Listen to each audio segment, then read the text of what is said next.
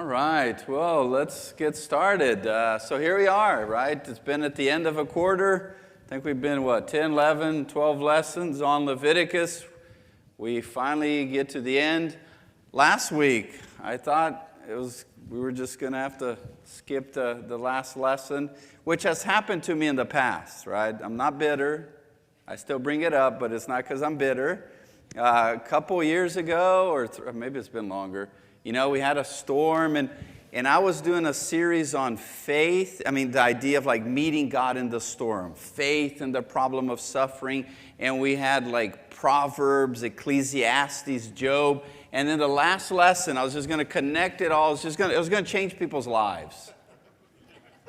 And there was a storm, got canceled, and then that was that. So there's still some of you in pain and suffering. I'm sorry. I really wanted to finish it up, but other decisions were made. But here we are. I appreciate that I think they probably just heard me complain about that so many times that even though this was going to be, last week was over, it was going to be the end of it, I get to bring it all together. So Ecclesiastes, Leviticus. That's, like I said, I'm not bitter. Leviticus. We've been talking about the idea of drawing near to God, and how what happens in Leviticus, as weird as it may seem to us, it's really about making it possible for a broken, tainted, unclean people approach a holy God. And of course, it's a message communicated through the mechanisms that made sense to that world of redemption and sacrifice and being clean and forgiven and all that kind of stuff. And so, as the totality of the story, the storyline of the Bible, united story pointing to Jesus, so then of course the point we keep coming back to throughout the symbolisms of Leviticus is that it finds its ultimate fulfillment. The role Leviticus plays in the story finds its ultimate fulfillment in Jesus. So through Jesus, you and I can approach God. Right? And so the drawing near to God is a very important theme through and through. So we talked about mold and rashes and blood and all that kind of stuff and try to make sense of it. But today we're going to put it all together. And interesting enough, Leviticus ends with 2 chapters talking about the importance to be faithful to God now that you have been brought near to Him. He's in your presence. The things in Leviticus made it possible. Remain faithful, and that's where we're going to go today. Well, let's start in Deuteronomy, Leviticus, Exodus, Genesis. It all kind of overlaps in a lot of ways. But Deuteronomy, we have there in chapter 30, verse 15, Moses is kind of making a farewell speech, and he says, I set before you today life and prosperity, death and destruction. I'm sorry, let's have a raise of hands, shall we? Let's get you all interactive here. Who would choose death and destruction? Buddy? Barry? Death, destruction? No? Maybe? Half? Kind of? All right, life and prosperity? Anybody? The rest of you are confused. That's okay. It's fine. Oh, come on, right? Yes, life and prosperity, please. But that's the thing. Evil is crafty. Have you ever read Genesis 3 and you just thought, how stupid was Adam and Eve? Anybody? It's kind of like, one of these days I'm going to, meet them in heaven. I'm going to ask Adam and Eve, what's up with you? Okay. Because it's never framed this way, death and destruction. And interesting enough, the words translated life and translated death is the same 2 words, tov and ra, that are described in the tree in the Garden of Adam and Eve there, or the Garden of Garden of Eden. English is not my first language, it happens. Garden of Eden, Adam and Eve have a tree of good and evil. And the words there are Tov and Ra. So here it's like Genesis 3 redone. So do you want to choose God or do you want to choose evil? You want to choose life or you want to choose death? And of course they're going to say we're going to choose life, but bear with me. Chapter 30, the next verse, 16. For I command to you today, here's Moses, to love the Lord your God, to walk in obedience to Him, to keep His commands, decrees, and laws. Then, how do I choose life and prosperity? Then you will live and you will increase, and the Lord your God will bless you in the land you are entering to possess. Of course, everybody wants life and prosperity, but how do I choose that? You got to love God. You got to stay obedient to Him. You got to submit to His will. You got to be committed to His law. See what I'm saying? Now you got to live that choice out.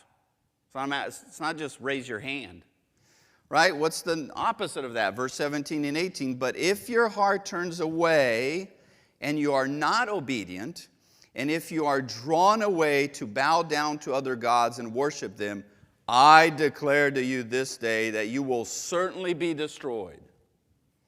You will no longer live long in the land you are crossing the Jordan to enter and possess it. That's how you choose death and destruction. By rolling your eyes at God and saying, it's my life and I go do whatever I want. That's how. Anybody got kids? You ever do that? You do that to your parents? I never did, but my brother did. So, you just roll your eyes. It's my life. I know what's best, blah, blah, blah, blah, blah. That's it. That's it. So maybe Adam and Eve weren't that stupid. Maybe humanity is. It gets more complicated than that. Well, Leviticus kind of goes that direction towards the end. In chapter 26, verse 3 and 4, if you follow my decrees and are careful to obey my commands, I will send you rain and its seasons, and the ground will yield its crops, and the trees will bear fruit. Okay, here's some practical ways that if you follow me, this is how you're going to have life and prosperity. In a very agricultural world, you want some rain, right? You want the crops to do the thing. I mean, you want God to bring stuff out of the ground. So God in practical ways, you live out life and prosperity. Let's skip one here. It'll talk about peace, but let's go to the next one, verse 11 and 13. The presence of God is ultimately the idea of God's blessing. I will put my dwelling place among you, and I will not abhor you. I will walk among you and be your God, and you will be my people. Remember what's Leviticus trying to do? That. A relationship with God. Verse 13, because I am Lord your God who brought you out of Egypt so that you would no longer be slaves to the Egyptians. I broke the bars of your yoke and enabled you to walk with heads held high because of the presence of God. That is life and prosperity. That is the solution. But then once again, we like to roll our eyes and go do our thing. Well, what happens if that's the path we choose? Well, Leviticus is just going to repeat in essence what Moses says in Deuteronomy. We have this here in chapter 26, verse 14 through 16.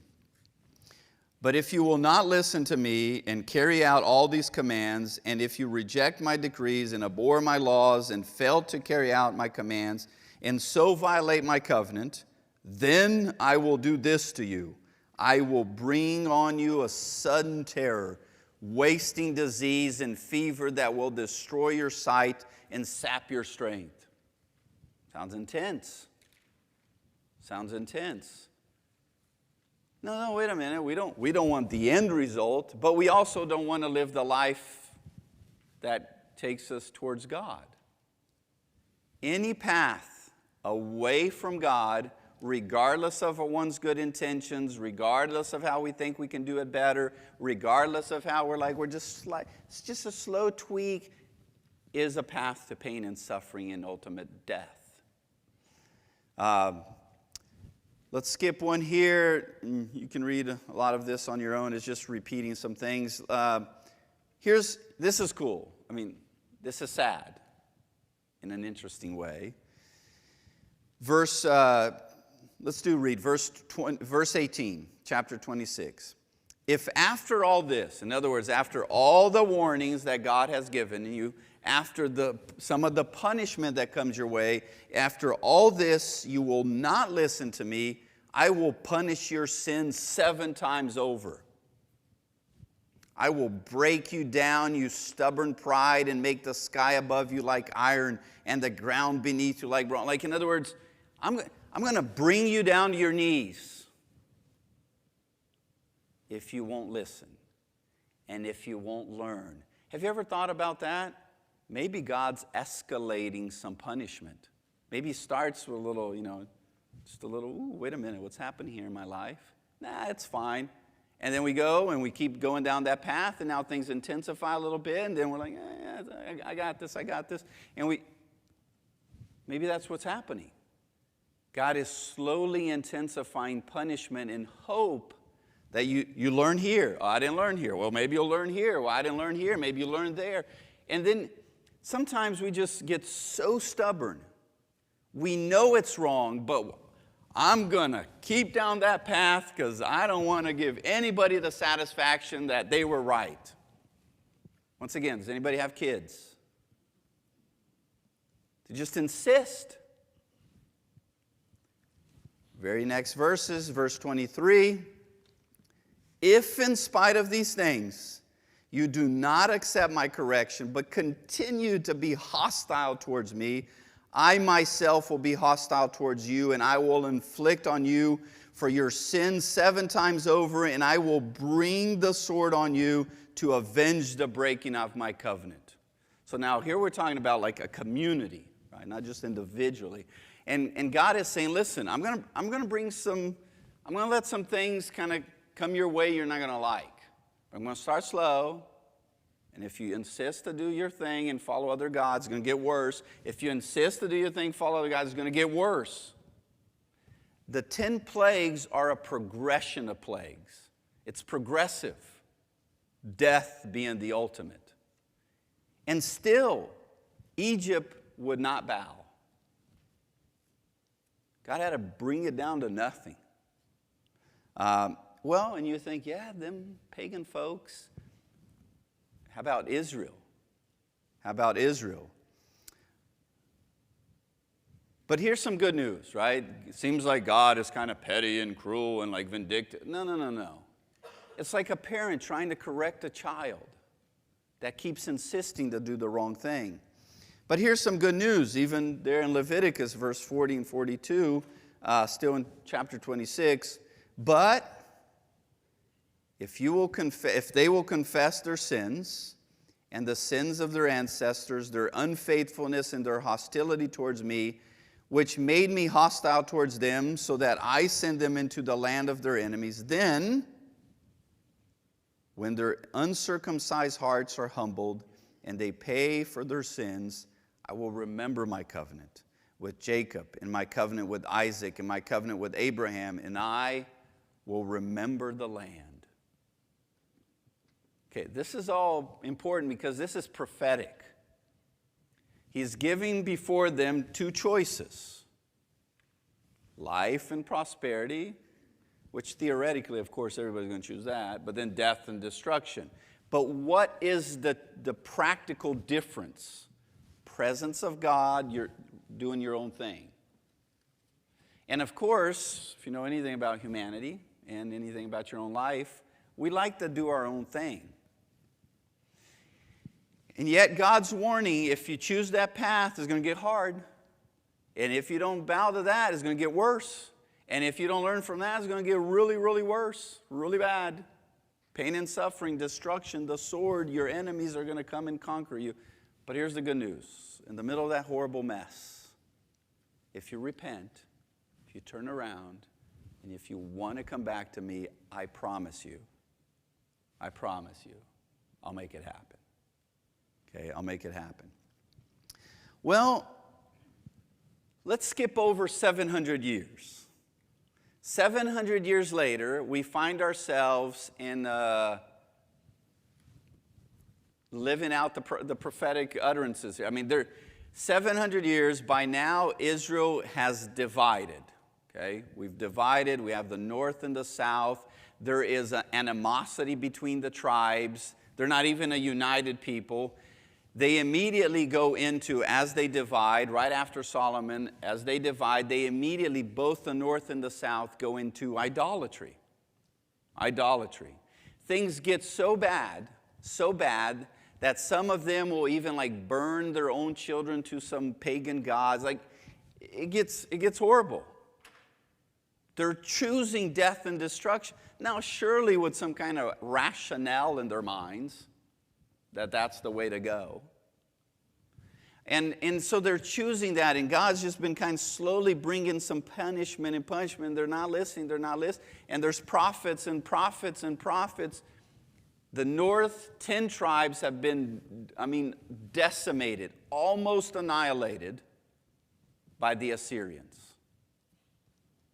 100 plus years later, the south, where Jerusalem is located, we're having a repeat, but now with the Babylonians. And here's Jeremiah. This is the time frame we're in. Jeremiah, he's a prophet. He's kind of prophetic about 20 years prior to Babylon coming and destroying or taking over. And then they didn't listen, of course. They actually were pretty, there's a lot of animosity towards Jeremiah.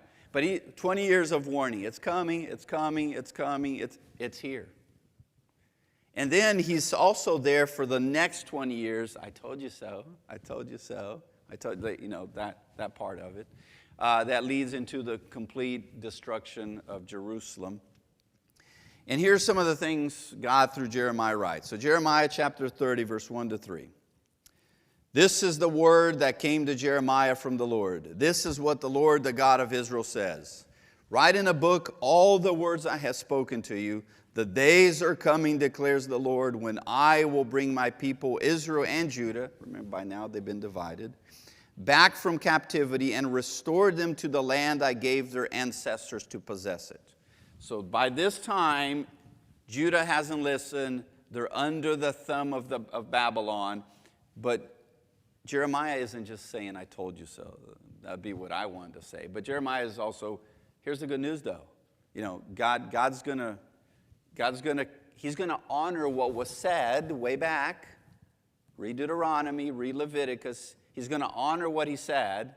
If we turn around, he will bring that remnant out of the oppression and bring it back.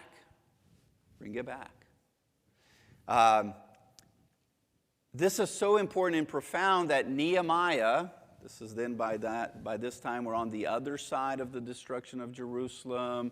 Now Babylon has fallen to the Persians. And so Nehemiah, this remnant starts to come back like God promised.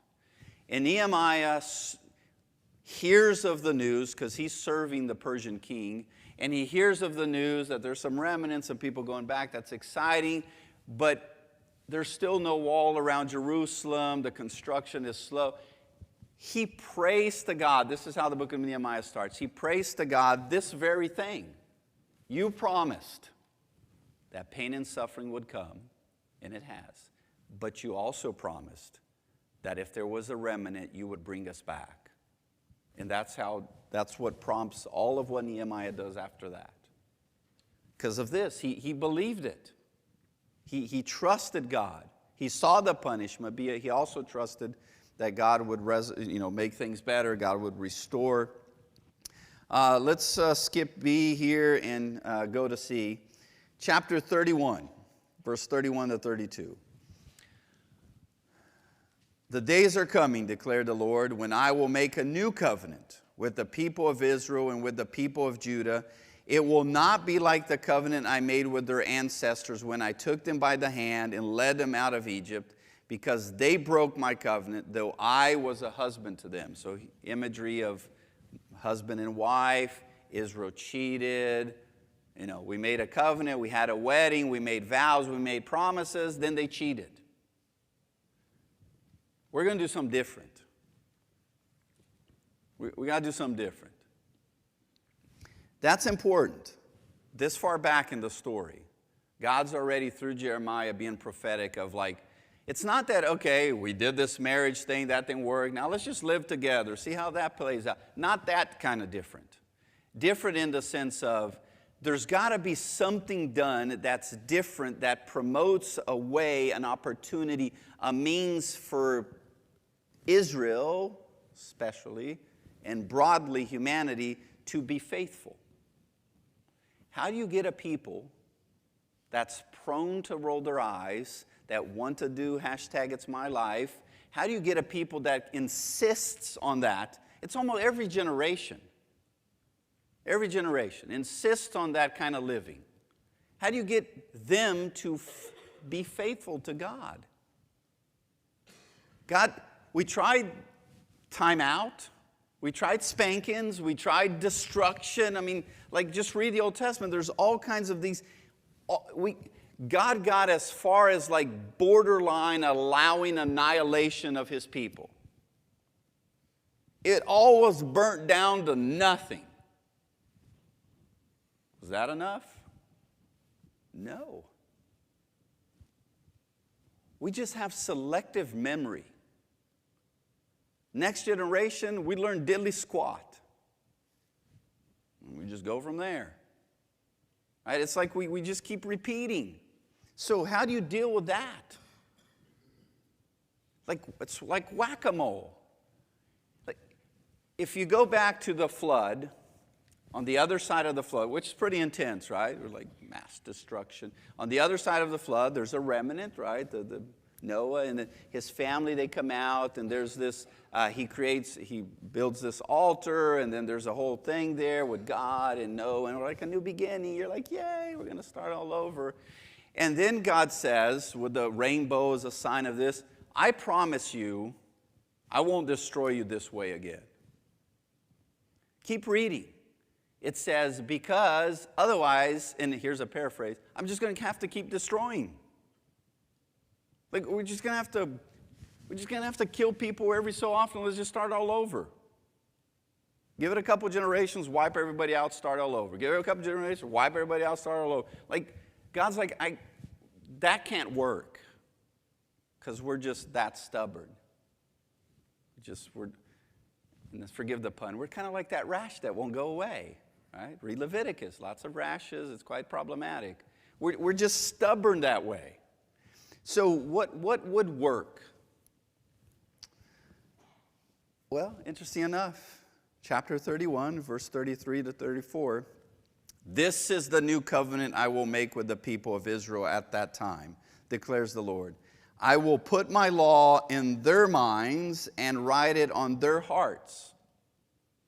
So the option isn't, we had a law, 613 points, let's try a free-for-all. Then, nobody's breaking anything if you don't set any standards. It's just anarchy, which some have philosophically thought that's the way to go for humanity. Right? But that's not the solution either. So, do we need better laws, more laws, fewer laws, less laws, more intense laws, more severe punishments?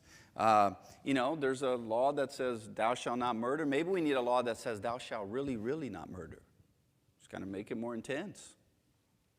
Well, no, that's not it. There's something that God's going to do where what the written law was trying to do is going to somehow be transported into our hearts and mind. It's not that we're going to some kind of, futuristic, we're going to upload it straight to our brains. It's not that kind of thing. It's that whatever the heart of what the law was trying to do is going to actually be working inside of our hearts and our minds. Well, How's that going to work? Well, hold that thought. And what will come of that? I will be their God. That's still important, of course. And they will be my people. That's the essence of it. God's presence. Verse 34. No longer will they teach their neighbor or say to one another, know the Lord, because they will all know me. In other words, it's a relational knowledge. From the least of them to the greatest, declares the Lord. And here's a very significant difference from the old, quote-unquote, covenant. For I will forgive their wickedness and will remember their sins no more. Here's the sad thing. You know how you get a stubborn people to actually keep struggling along and not be destroyed every time they deserve it? You just got to treat them with forgiveness. Not justice, forgiveness. If you treat humanity, if God treated us with a strict sense of justice, we're going to be destroyed. We're just going to be wiped out every other generation. It's just going to be like that. Wipe it all out, start again. Wipe it all out, start again. Instead, God is going to be forgiving. Forgiving. So there's something that's going to be happening inside of us, and it's going to happen inside of us because we're going to have the opportunity for it through forgiveness. The first time your child makes a mistake, you're trying to potty train them, and they have a boo-boo, they kind of go, oopsie, they go somewhere they're not supposed to, or they're just running down the hall, peeing everywhere, you guys, anybody? Do you kick them out of the house? You're on your own then, boy. Is that, anybody? I might have had feelings about, that. I was just like, Becky, deal with your children, and no, you don't. Why not? Because you understand they're children. They just can't. They just don't have it yet. They got to grow. They got to mature. Here's the sad thing. That's us. Children. As a humanity, we're just constant state of immaturity. So God's got to be forgiving and interactive with us to continue to mature us along. Does that make sense? Continue to mature us along. And here's the thing. Laws, legislation is not the way to make that happen. So if you got your little kid there, I don't even know when you potty train children. 2, 3, 5, 10, whatever, right? Your potty. Do you just have a printout with, 10 laws of potty training? You just put it on the door. Does that do it? You can even do little drawings, don't we here. Does that do it? Why not? Because that's not the mechanism that truly brings maturity. Now, you got to have some laws, and it's part of the process, and they're somewhere. But it's not the ultimate mechanism. It's not the means that brings maturity in humanity. You understand we have laws. There's laws. Has that done away with crime? What we need is more severe punishment. That's been tried. Some very intense, severe, brutal ways it's been tried. Did that fix humanity? So what we need are more laws. I don't think it's going to do it. So it's not that God got rid of laws, but he's using it's something different. It's a different mechanism to kind of mold us along. And it's a relational connection with God. God has to be present with us. His presence is maturing. And it has to be a process of forgiveness that creates the opportunity for us to try again, and try again, and try again. There's even been studies done on like stress and how that messes with you. And I think one of the studies was like people could do like this 2-foot putt, right? They just go there and like most people, especially if they just try 10 times, they made most of it. And then if they said something along the lines of like, hey, now you get one try. And I don't remember if they like attached some kind of little shock thing to them, or like if you make one try and you make it, he will give you $100,000. Like statistically, most people missed. Why? See what I'm saying? It's that pressure that do this or this happens. It had to be, we're going to create an environment, a relational connection between God and humanity where we get a chance to keep learning, to keep trying, to keep growing. And it's through love, connection, forgiveness, community. Do you understand? I think that's one very unique thing from the idea of Christianity versus other religions. It's not about performance. It's about a loving connection with God, which promotes a growing, maturing process. Okay, how do we bring up, what is he talking about? Come on. What is this new covenant? What is this new way? Jesus. Remember the whole conversation Jesus has in Matthew 5 where he's like, you have heard it say, and then he quotes like, most of the times he quotes one of the 10 Commandments, but I tell you, and then he addresses the heart of the issue. What is he doing? This. He's articulating this. You have heard it say, thou shalt not commit adultery. But I tell you, do whatever. No, that's not it. But I tell you, if you lust. So he goes to the heart of what eventually leads to adultery. You have heard it say, love your enemies or love your neighbors, hate your enemies. But I tell you, and then he goes to the heart of it. Right? Once again, what is he doing? This. Doing this. So, let's go to Hebrews. Let's walk through some of it. Hebrews chapter 10, verse 19. Here's the Hebrew writer. Just like the writer of Leviticus ends with like this idea of faithfulness, the Hebrew writer was going to put that throughout the book.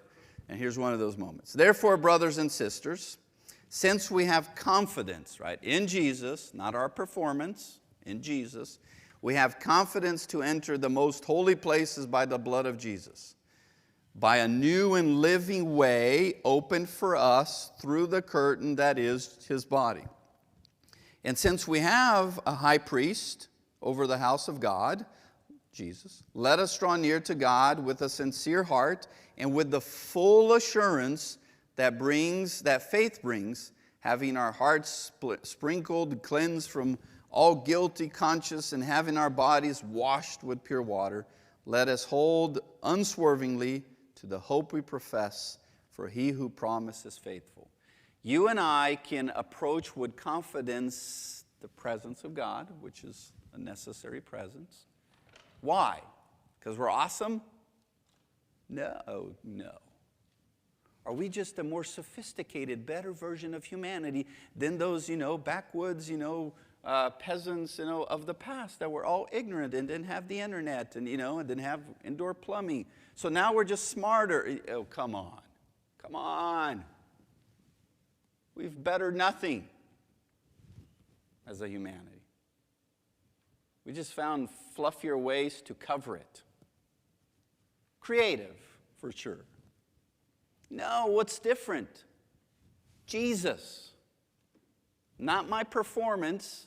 Jesus is different. And so we can approach God. We can draw near. That relational connection that leads to maturity and to continue to grow and learn and make mistakes and grow and learn and make mistakes. We got that. We got that in Jesus. So, chapter 10, verse 24 to 25. And let us consider, so now that we have that, now that we're in this quote-unquote new covenant, now that we're in this process, this means, this method, not of legislation and performance, but out of connection, relationship, forgiveness, grace. Now that this is true, what should happen? How should that impact us?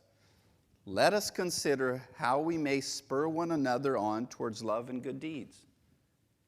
Just like God's relationship with us is to be transformative, we are to then, in turn, be relationally connected to one another for a transformative outcome. How do we do that? By being critical. Is that helpful? By gossiping, by ignoring, by criticizing, by shaming. Come on.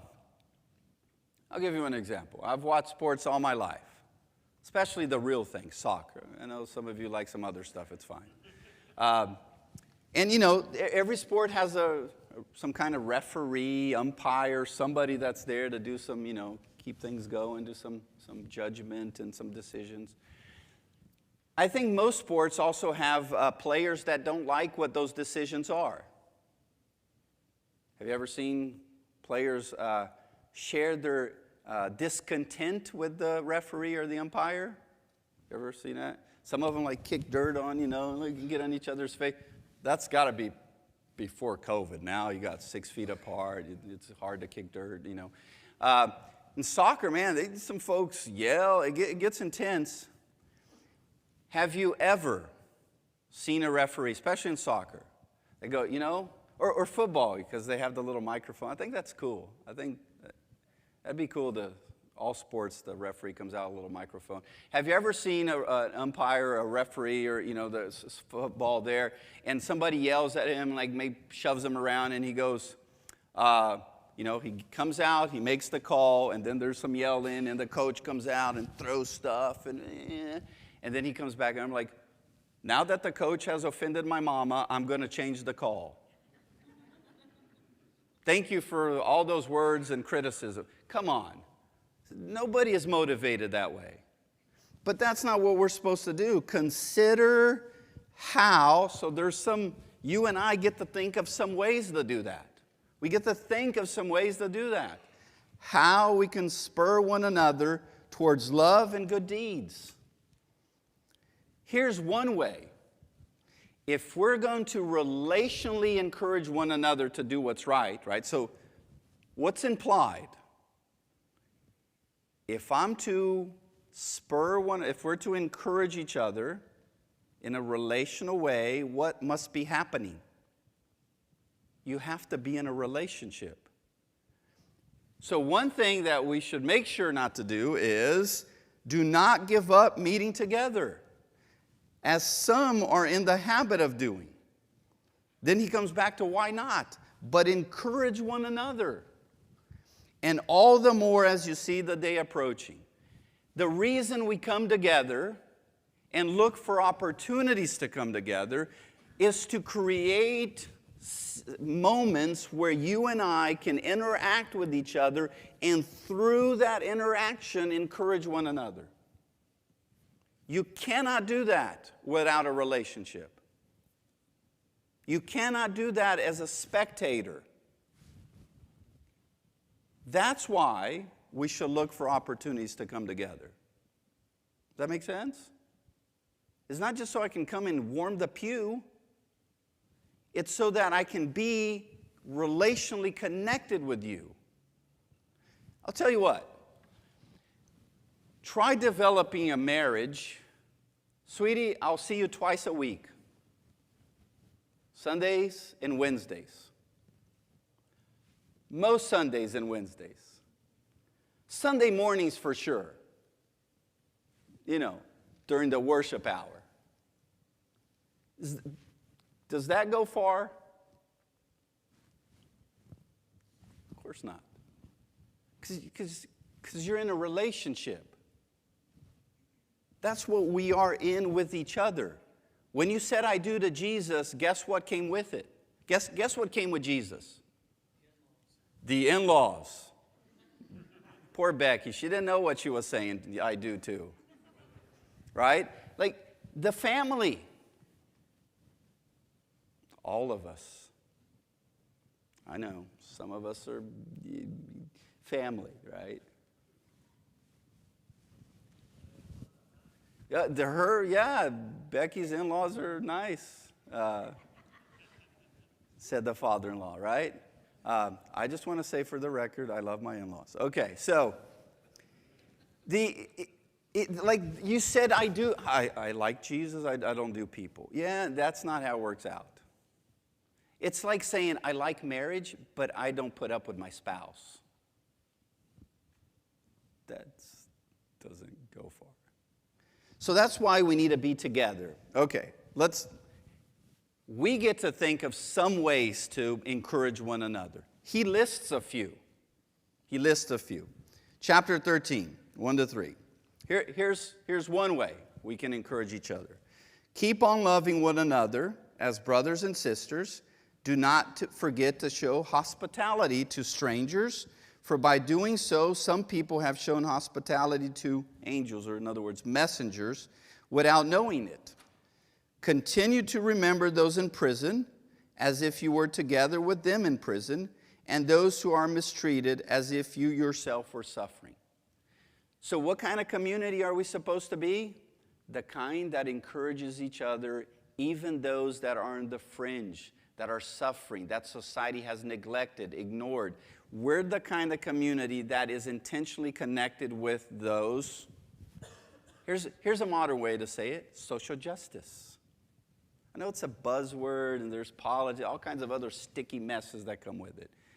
Put that aside and see what kind of community Jesus wants us to be. Care for the needy, that shows hospitality. I think that means like you're in opening your world to these people. Not just your home, like literally invite me over for coffee and cake, which that would be nice too. I like coffee and cake. But you're opening your lives to these folks, the oppressed, the marginalized, the stranger, the foreigner. We could use the word refugee. Is that relevant today? Everybody watch the news? We're the community that's supposed to be front line with those in need. Here's another way. Verse 4. Marriage should be honored by all, and the marriage bed kept pure, for God will judge the adulterer and all the sexually immoral. Well, that sounds random, right after hospitality to strangers, something about angels, and like hanging out in prison. What's he saying? It's not random. He's giving examples of how we can encourage one another. And one very significant way, as a people that are supposed to be faithful to the marriage relationship with God, how do we demonstrate that? Faithful to the marriage relationship we've made to each other. That's how. The whole, like, you're not making me happy anymore, so I'm just going to run off the neighbor or something. I mean, that's what got Israel in trouble with other gods. They ran off on God to go with other gods. If we can't do community in a faithful way, which includes marriage, how are we going to be faithful to God? So marriage is important. So you and I need to find ways to encourage marriages to work out. Not just my marriage, your marriage, us as a community. That's why we have a lot of times things for marriages and books and seminars. And before COVID, we had some retreats, and there's some of that conversation to be tried again. Why? Because marriage is important. I don't want to get in people's business. We're a family to be in each other's business. Especially if my business is my marriage is not working out and we're struggling. You need a help. I need a help. Okay, here's one other way. Verse 5. Keep your lives free from the love of money and be content with what you have, because God has said, never will I leave you, never will I forsake you. You know what? One other way that we really get ourselves in a horrible mess is we're just We're just consumers. We're addicted. We just can't stop buying junk. Have you looked in your garage? Have you looked in mine? And then when we can't put junk there anymore, we like rent places to put junk. We go to other people's garage sales to buy more junk. Cheaper, which, if you're going to buy, might as well buy it there. Look, we're so overwhelmed and so like, I need to buy more stuff to make me happy. How many pairs of shoes do I need? How many cars do I need? How many purses do I need? How many golf clubs do I need? Like, how much stuff do I need? We really don't. So it's a continuous struggle, and we need to find ways to encourage each other to stay out of that horrible mess, to instead trust that God is a God that provides. God is a God that provides. That's even part of the Lord's Prayer, right? God, give me today my daily bread. That's what that's about. Number 9, or verse 9. Do not be carried away by all kinds of strange things. It is good for our hearts to be straightened by grace. And just generically, there's a bunch of other stuff out there that's making a mess of our lives. And we could make a list of it, couldn't we? In our modern world. So what's the main point? Find ways. Here's what you need to ask yourself. Not the bare minimum I need to do to be a Christian, still a member of the North MacArthur Church of Christ, and get the elders not to visit me. That's not the approach. We need to look for more ways to spur each other on towards love and good deeds. What's the most I can do? What's more I can do to encourage you, and vice versa? That's the attitude. In the conclusion, chapter 13 of Hebrews, verse 20-21. I think it's just a good way to wrap it up. Now may the God of peace, who through the blood of the eternal covenant brought back from the dead our Lord Jesus, the great shepherd of the sheep, equip you with every good for doing his will, and may he work in us what is pleasing to him through Jesus Christ, to whom the glory forever and ever. And I think we'd all should say, amen. Pray with me. Dear God, we thank you for your kindness, for your faithfulness, for your willingness to be present in our midst, in spite of our continuous struggle, our corruption, our brokenness, our cheating tendencies.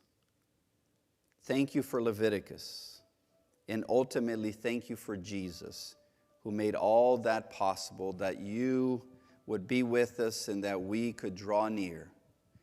Continue to help us be faithful, to spur and encourage each other towards love and good deeds. And all in the name of Jesus, your Son, our Savior. Amen. Well, thank you for being here.